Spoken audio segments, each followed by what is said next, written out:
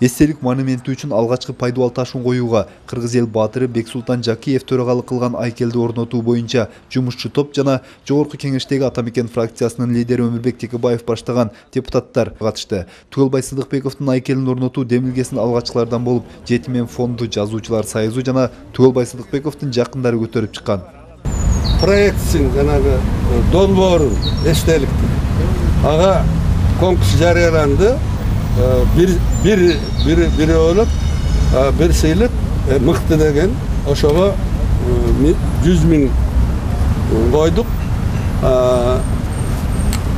Murdagılar suraştırsak en köp koyganı 50.000 bolsa eken, anan 30.000 bolsa eken. Buna 100.000 koyduk. Emi daha ayta geç gerek. Buna bokem turat. Bokem ömürlü olsun. Köp yaşasın. Degi şerini yazıtlardı men жақсы көрөм. Ular namızdı, anan bitirevegen. Bay kişiler şunday olmuş gerek. Bunday çaçtı. Bana bol estelik Jetimen'in atınan Tügölbay ata qoğumunun atınan Tügölbay Sıdıkbek qoğumunun atınan şuların atınan koyulup atat. Бирок акциясынын бардыгын мына бокем берди. Иш-чарада Түгөлбай Сыдыкбековдун эмгек жолу, анын мекенчилдик жана жигиттик мүнөзү туурасында кенен сөз болду. Белгилүү журналист Шайлообек Дүйшеев бүгүн кыргыз бийлигинде Түгөлбай Сыдыкбековдой чыган уулдар жетишпей жаткандыгын айтты. Кыргыз элинин элдигин коргоп турган, айкөл манасын коргоп турган чоң кыргыз Түгөлбай болгон. Түгөбүз тирүү турганда манасыбыз тирүү тургансып, кошоюбуз тирүү тургансып, бакайыбыз тирүү тургансып, өзүбүздү жарты сеспей бүтүн сесчүбүз. Өзүбүздү баатыр сесчүбүз.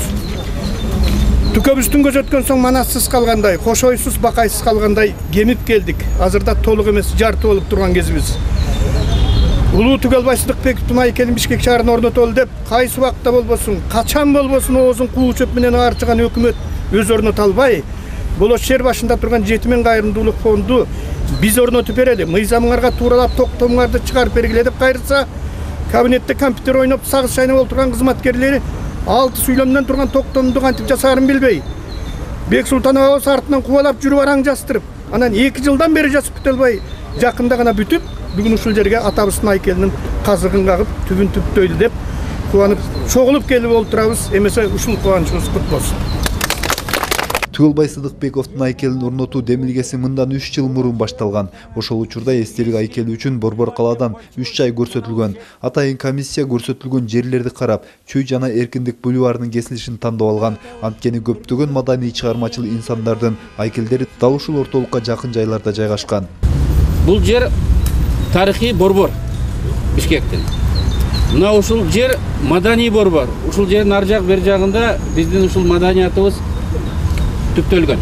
Маданиятыбыздан башка биздин таянар тобубуз жок экен. Ошон үчүн бүт бардык жерде эле биз полководецтерге эстелик коюп турбуз. Аны басып алган, муну басып алган деген.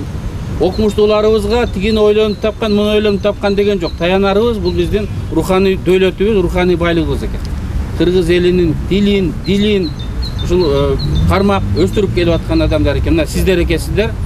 Бул эстелик ушул тарыхый баарыңыздардын мээнетиңиздерге, жазуучуларга, жаш муундарга бул үлгү, сабак, сыймыктанып жүрө турган биздин тарыхыбыздын чоң ушул көрүнүктүү фигураларынан болуп калат. Эми кандайды тандап алат комиссия, бирок бул жерде чоң монументалдык, бир чоң заңкайган бир ушундай эстелик болуш керек да. Таанылган киши да көргөндө бул үлкөн, бирок кыргыз борборуна ушундай коюп алгандан кийин бул абдан маанилүү киши го деп ары бери өткөн туристтер дагы айткандай болуш керек.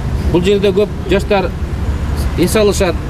Алар көрүп ушул сөз кылгандай бир жакшынакай бир эстелик тургузуп алсак, Түкөмдүн ушул фондуна дагы, анын туугандарына дагы чоң рахмат. Анткени алар дагы ушул демилге көтөрүп, сиздерге жардам берип, ушул чоң эстеликти койгон аттыр. Кыргыз эл жазуучусу, академик, СССРдин мамлекеттик сыйлыгынын лауреаты, Кыргыз Республикасынын баатыры, коомдук ишмер Түгөлбай Сыдыкбеков Сталин сыйлыгына татыган жалгыз кыргызстандык дейт анын замандаштары. Эмгеги зор, нечен жолу Союз Советине депутат болуп шайланган, Кыргыз Республикасынын депутат болуп шайланган. el batırı bolğan. El batırı bolğan. Jana bizim zamandın wagында bizim zamanın kişilerden kitapты жазып, ağa Stalindik sыйлыктын laureatı bolğan. Adır mamlekеттик sыйлап айтпайбы? İlgari Stalindik sыйлыктын laureatı bolğan birinci Kırgızstandan. Даже на Советler Союзунча az эле киши болчу ошондо. Ошондо bu şey bolğan. Em bu işini aytıp otursa ukmuş. Kalistigini aytpadımбы? Boy көтөрбөгөн, mansapka jolunbagan, bolğonun betke aytıp, kara kıldı kak jargan, kandan da bekten de kayrat tartpagan uşunday kişi bolчу. Kayrattı. Mamıntıp aytar elemen. Kalgan jaşlarda uşunday bolsa, işten kişiler uşunday kalis, kayrattı. Betke aytkan kandan bekten kayrat tartpagan uşunday жетекчилер bolsa жакшы болор эле. Men ушуну каалар элем. Буга чейин Тугалбай Сыдыкбековдун эстелик скульптурасын Бишкек шаарында орнотуу максатында эстелик долбооруна конкурс жарыяланган. Конкурска баш байге катары 100 000 сом коюлган. Ошол Болот шердин жардамы менен ошол кишинин түрткүсү менен баягы ал кишиге да ыраазыбыз. Кудай буйрса эми 30-августка чейин деп скульпторлорго жарыя бердик. 30-августта макети жасалып бүтүшү керек. Ошого мына 6-7 кишибиз комиссияда. Ошол эле жетимен фондусу, Түгөлбай ата коому, Түгөлбай ата фонду бар. Ошолор болуп биригип тандап алабыз ошол эстелигин.